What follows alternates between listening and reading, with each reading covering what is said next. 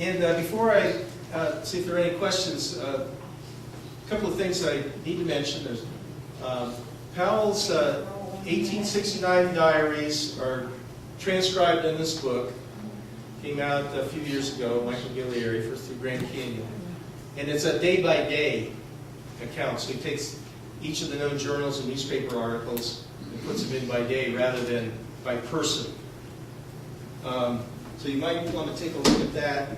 But they're based a lot on the Utah Historical Quarterly, published in the late 30s and the mid-50s, were Powell's, the journals from a lot of the men, not all of them. Photographer Hillers is not in there.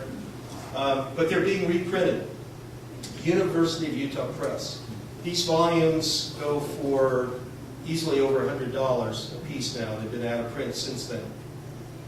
So we've got them in paperback at volume 7, which is Thompson's diary, volume 15, which is Powell and some of the men on that trip, and 16 and 17, which are the second, most of the second, 1871-72. Dellenbaugh's diary's never been published. His books have to suffice for that, but there might be something in the works about Dellenbaugh. So just to let you know, at a reasonable cost, $15, $20, and $25 in paper. So if you're interested in looking at these transcriptions of the Powell journals, Powell's men's journals, those will be available next month. Also next month, here at the end of the month in Prescott, is the Arizona Historical Convention. And I'll be giving a different Powell talk at that one, so if you're interested, I'll be doing Powell's Grand Canyon campsites of 1869 and the surveying and mapping there. So if you want to do a little follow-up on the major, and you're here in town, plus a lot of other talks on various points of Arizona history. Questions? Yes? Regarding the naming of the Grand Canyon, the northern half of the Colorado River is formerly known as the Grand River. Right. And where was it that joining the green that became the Colorado? Right. Okay. So that was prior to the naming of the Grand Canyon, correct? Right. Okay. So was there any time when the whole river was called the Grand River? No. The Grand was because of geological features in Colorado. So you had Grand Junction, you had Grand Junction, Grand Mesa, and all that. It was Grand County when they started giving it up. So Grand was a local name. So that was the Grand River that came through there. And traditionally, the Grand and the Green were tributaries of the Colorado. And debate over which one is actually the main stem still goes on. By the renaming in around 1921, around the time of the Colorado River Compact, Congress changed the name of the Grand River to the Colorado, specifically for political reasons. Colorado did not want, the state of Colorado did not want the Colorado River starting in Utah. So, by the renaming of that branch as the Colorado River, it meant that that was the main stem of the Colorado River, where it never was before, because it started at that junction. The Green River is longer and drains a larger area, but the Colorado may supply a little more water on average over the years. So the debate is which one is the main stem. Green River's longer, larger basin, Colorado, a little more water. So my follow-up question to that is, was the Grand Canyon named for the Grand River? No. There turned out to be a lot of Grand Canyons. This is the most well-known. It's the one everybody compares things to. You'll see on that first map, it said the Grand Canyon of the Colorado River.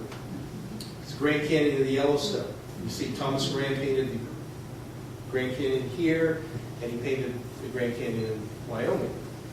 And you'll see that, and what you see from his photos, essentially almost all of the Grand Canyon of the Yellowstone. It's that one short stretch. So the Grand Canyon of whatever has been used quite often. And if you go online to the bibliography, And just remember GrandCanyon.org, it's Grand Canyon Association. You'll find the link there, or GrandCanyonBiblio.org, directly to that. Early Spalmer has done a detail of the naming of the conventions, where other Grand Canyons come from. And he and I have come up with, we've probably got a couple hundred different Grand Canyons of whatever's out there. And so he's done a great article on the naming.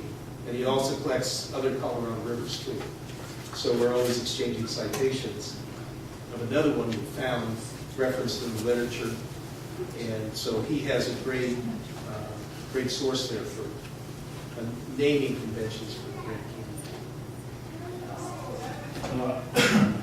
Powell's era could be said manifest destiny. Did he have anything to say that you were aware of about the people, the native peoples that were peopling this area? He seemed to be very progressive about geological or ecology. They talk about corridors. Now, just coming in. Did he have anything to say about native peoples that were already here? Yeah, he did, and I need to look into that a lot more. He felt that they had a place out here, but a lot of it was tied to irrigation.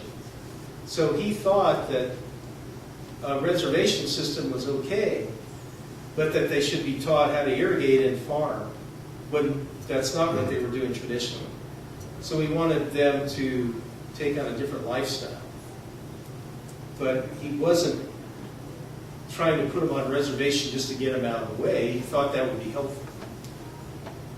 So he had a little different take on it than a lot of people, especially as an Indian agent, when a lot of them weren't, shall we say, very progressive.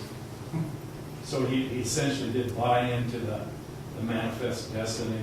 Yeah, and of course he wanted use with reclamation. He didn't say we can't use the land. That was the idea behind his mapping. And one of the reasons he got involved in a dispute with others on this is he was taking too long to do the mapping.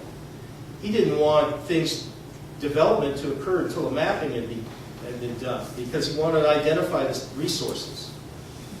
So he wanted to identify the minerals and the timber and the water and the type of land and how good it was, so that it could be used properly. So he wasn't against all that. So that you could say that's manifest destiny. Let's use it, but let's try to use it in a way that makes sense, rather than let's just go out there and use it willy-nilly. So he was taking too long doing the mapping, and so one of the conflicts was, well, we need some product. We need this so we can have some towns built, so we can have some projects built, so we can grow some things, so we can clear some land. And Powell, he wanted more thorough mapping than was economically possible or feasible. And it didn't fit in with the program of Manifest Destiny. Henry Gilpin, the governor. When they got to the confluence of the Green and the Grand, there was supposed to be this great civilization there with wheat growing and all this stuff. So many of the promoters had it. All we need to do is add some water. Rain follows the plow, or rain follows the smoke. That's all we need. We need to get out there and till the land and send some trains across, and then the rain will come, and this will be productive. Yeah, it's great. Rain follows the smoke. The particulate matter and the smoke go up, and then moisture will condense on that, and then rain. That's a low-level cloud seed, very low level. How far up is the smoke going to go with the particulate matter? But Powell was more practical about all these things. But he believed in reclamation. He died, I think it was May 1902 is when the Reclamation Act was passed. And he died in September of 1902. So he saw that act pass, but he didn't see the results of it. Yes? Did he not study some of the native people? So back in that area, the man wasn't known to go back and write some ethnographies for him? Right.